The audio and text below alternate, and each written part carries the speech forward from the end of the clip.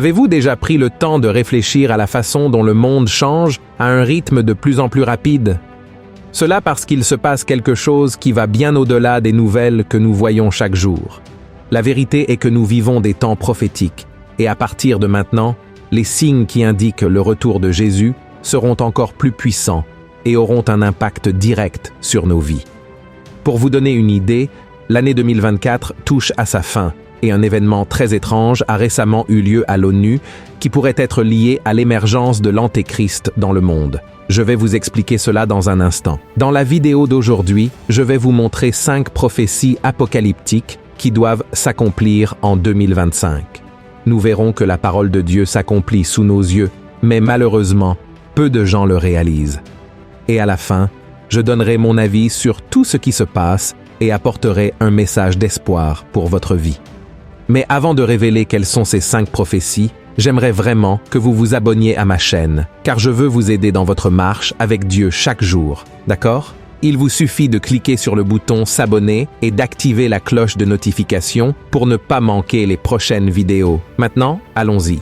Il y a quelques jours, le monde a été témoin de l'approbation de ce qui est appelé le Pacte pour l'avenir, un accord global proposé par l'ONU, l'Organisation des Nations Unies, pour unir les pays autour d'intérêts communs tels que la paix mondiale, la durabilité et l'égalité entre les peuples.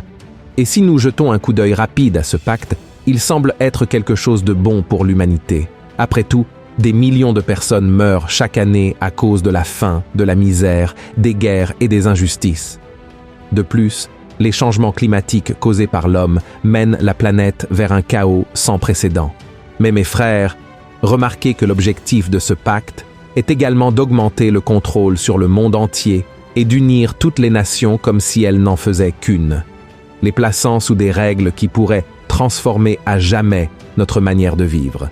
C'est pourquoi de nombreux théologiens croient que ce pacte pour l'avenir de l'ONU n'est rien d'autre que la préparation à l'arrivée de l'Antéchrist dans le monde, qui, dans un premier temps, offrira paix et sécurité avant de rompre l'alliance et d'apporter le mal comme nous ne l'avons jamais vu auparavant.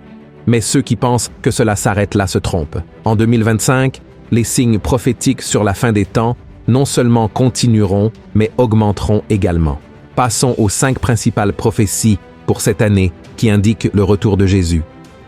La première prophétie, traduction de la Bible dans toutes les langues. Dans Matthieu chapitre 24, Jésus a dit que l'évangile du royaume serait prêché dans le monde entier comme témoignage à toutes les nations, et alors viendra la fin. Et si cela dépend d'un projet ambitieux d'une organisation chrétienne dédiée à traduire la Bible dans toutes les langues du monde, cela pourrait se réaliser très bientôt. Les Wycliffe Bible Translators veulent achever le projet Vision en traduisant les Écritures saintes dans toutes les langues et dialectes existants sur Terre d'ici la fin de 2025. L'organisation collabore pour traduire les Écritures dans des langues qui n'ont pas encore accès à la Bible dans leur langue. La mission de Wycliffe est motivée par le désir de rendre l'Évangile accessible à tous, en répondant à l'appel de Matthieu 28, verset 19, qui dit que nous devons faire des disciples dans toutes les nations. Depuis sa fondation en 1942, l'organisation et ses partenaires ont réussi à traduire des parties de la Bible dans des centaines de langues différentes. Et grâce aux avancées technologiques et à l'intelligence artificielle qui offrent des outils qui accélèrent la traduction et la révision de textes, Wycliffe parvient à produire le Nouveau Testament dans plus de 1800 langues et dialectes. N'est-ce pas merveilleux? De plus, l'organisation a également formé des traducteurs de ces régions, veillant à ce que la culture et l'identité de ces peuples soient respectées sans altérer le message central de la Bible, qui est Jésus comme Fils de Dieu et le Sauveur du monde. Ce travail a permis aux gens de lire et de comprendre les Écritures dans la langue dans laquelle ils se sentent le plus à l'aise, créant ainsi un lien plus personnel avec la parole de Dieu, surtout en ces temps où le monde a besoin d'espoir face à tant de crises et de conflits. Frères, la prophétie de Jésus dans Matthieu chapitre 14 ne parle pas exactement de la manière dont l'évangile du royaume serait prêché à toutes les nations du monde, mais il est certain que la traduction dans toutes les langues d'ici 2025 permet à la parole d'atteindre directement les gens, ce que beaucoup considèrent comme un prérequis au retour de Jésus. La deuxième prophétie, l'augmentation des conflits au Moyen-Orient. Dans les chapitres 38 et 39 du livre qui porte son nom, Ézéchiel prophétise une bataille apocalyptique qui impliquera une alliance de nations qui attaquera Israël, dirigée par Gog du pays de Magog. Alors Dieu intervient, protégeant Israël et détruisant les forces ennemies, entraînant une restauration spirituelle pour son peuple. Actuellement, il existe une tension énorme au Moyen-Orient. Des nations voisines d'Israël, comme l'Iran et la Syrie, s'allient à de grandes puissances comme la Russie pour attaquer ce pays. Et il semblerait que cette alliance devienne encore plus forte à l'avenir, puisque Israël a répondu avec beaucoup de force aux attaques qu'il subit de la part de ses ennemis.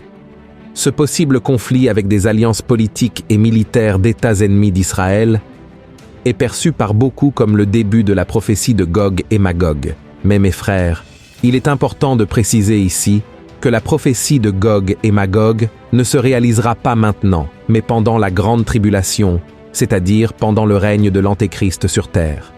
Cette bataille devrait avoir lieu comme événement final dans les derniers jours, lorsque le monde connaîtra déjà la colère de Dieu avec des persécutions intenses et des catastrophes mondiales que nous pouvons trouver dans plusieurs passages de l'Apocalypse. Cependant, mes frères, l'augmentation de cette tension au Moyen-Orient peut effectivement être vue comme un type de répétition pour ce qui est à venir prochainement. Beaucoup des alignements géopolitiques que nous observons aujourd'hui peuvent être une forme de préparation pour que la prophétie d'Ézéchiel devienne un jour réalité. Avant de passer à la prochaine prophétie, il est important de préciser que les batailles de Gog et Magog et d'Armageddon ne sont pas la même chose. La bataille d'Armageddon, que vous pouvez trouver dans Apocalypse 16, verset 16, représente le combat final entre les forces du bien et l'Antéchrist avant le retour de Jésus. La Bible raconte que le Christ apparaîtra dans le ciel avec ses anges, tuera les deux bêtes et vaincra Satan. La bataille de Gog et Magog, en revanche, aura lieu auparavant, pendant la grande tribulation, et servira à révéler la protection de Dieu en faveur d'Israël, amenant son peuple à revenir aux voies du Seigneur. La troisième prophétie, l'émergence d'un nouvel ordre mondial. L'idée d'un nouvel ordre mondial est liée à l'émergence d'un gouvernement global centralisé qui unifie le pouvoir politique, économique et financier sous une autorité centrale. Et cette théorie est connectée à la marque de la bête que nous trouvons dans Apocalypse 13, qui dit que personne ne pourra acheter ou vendre sans cette marque qui sera imposée par l'Antéchrist. Et bien que cette prophétie ne s'accomplisse que pendant la période de la tribulation, il est très probable que l'année 2025 marque le début de ce nouvel ordre à travers la mondialisation des monnaies numériques, connues sous le nom de crypto-monnaies, qui pourrait commencer à éliminer complètement l'argent physique tel que nous le connaissons, facilitant ainsi la surveillance des transactions financières dans le monde entier. Alors pourquoi cela pourrait-il commencer dès maintenant? C'est parce qu'une série de politiques financières ont été adoptées récemment. Par exemple, la plupart des grandes banques et fonds d'investissement vont intégrer les crypto-monnaies dans leur portefeuille d'actifs, en créant également leur propre monnaie, facilitant leur acceptation dans différents endroits. De plus, de nombreuses banques centrales des pays ouvrent leurs portes à ces monnaies et encourageront le secteur privé à adopter ce système de transaction, promettant plus de sécurité et de protection. Mais cette protection est-elle vraiment pour notre bien? Avec la création de monnaies numériques, comme le Drex au Brésil, nous nous rapprochons de plus en plus de la fin de l'argent liquide. Cela signifie que la banque centrale pourra contrôler et surveiller chaque centime que vous dépensez, chaque achat, chaque transfert. Tout sera enregistré, supprimant totalement la confidentialité des transactions.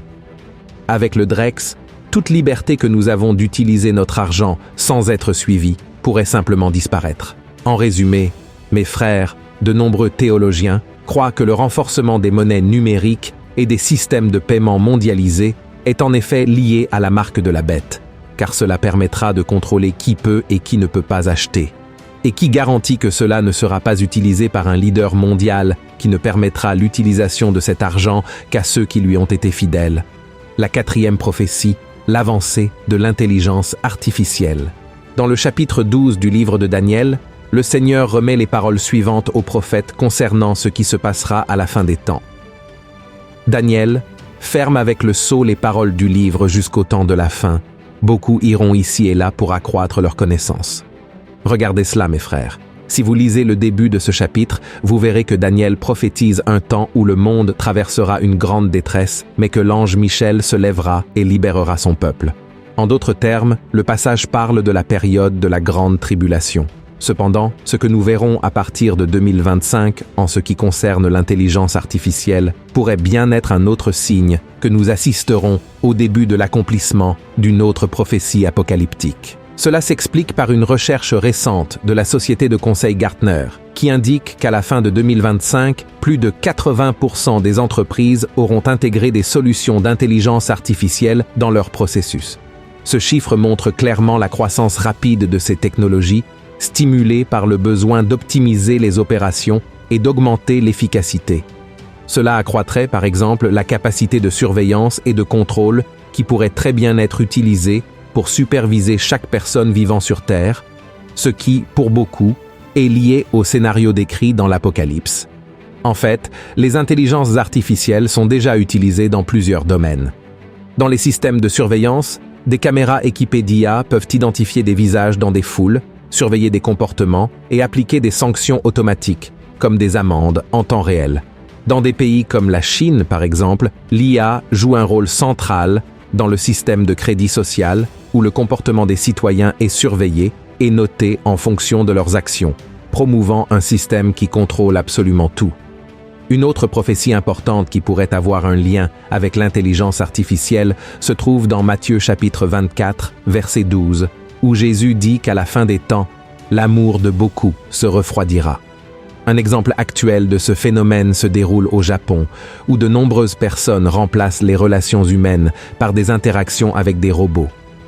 Il existe de nombreux témoignages de personnes qui préfèrent des partenaires virtuels pour éviter les relations réelles où elles pourraient un jour être déçues. Et cela, mes frères, est très triste, car cela rend les individus plus solitaires et égoïstes, incapables d'aimer leur prochain comme le Christ nous a ordonné de le faire. Et enfin, la 5e prophétie. Israël comme cible de toutes les nations. La Bible dépeint Israël, en particulier Jérusalem, comme la cible de toutes les nations, car c'est là que le Messie Jésus établira son gouvernement. Des passages de la Bible, comme Ésaïe chapitre 2 et Zacharie chapitre 12, décrivent Jérusalem comme la ville choisie pour l'accomplissement des desseins de Dieu, attirant la colère de toutes les autres nations. Et il semble que c'est ce qui commence à se passer. Comme si les conflits que nous avons vus dans la 2e prophétie ne suffisaient pas, Israël continue de subir des condamnations internationales et des pressions à l'ONU. Le pays a été durement critiqué au sein de l'Organisation des Nations Unies, simplement pour s'être défendu contre les attaques de ses ennemis, en plus de subir plusieurs sanctions politiques et économiques pour cela. Et la tendance est que cette attaque diplomatique va encore augmenter cette année 2025, car le mouvement appelé BDS devrait gagner encore plus de puissant soutien. Pour ceux qui ne le savent pas, BDS signifie boycott, désinvestissement et sanctions, et vise à promouvoir l'isolement économique et culturel d'Israël. Ce mouvement est en grande partie soutenu par des organisations internationales et des mouvements étudiants et exerce des pressions sur les institutions et les entreprises pour qu'elles rompent leurs relations avec le pays. Mais Zacharie 12, verset 3, prophétise que Dieu fera de Jérusalem une pierre lourde pour toutes les nations, et tous ceux qui essaieront de la soulever seront gravement blessés. Cela montre que tous ceux qui se retourneront contre le pays et tenteront de lui faire du mal paieront un prix très élevé. Mes frères, ces prophéties pour l'année 2025 et les événements que nous observons autour de nous ne signifient pas que nous avons déjà atteint la fin de tout. Mais, bien que cela puisse sembler effrayant, il existe un message d'espoir que Dieu vous offre aujourd'hui. La Bible nous rappelle qu'à la fin, la victoire n'appartient pas au mal, mais à Jésus-Christ.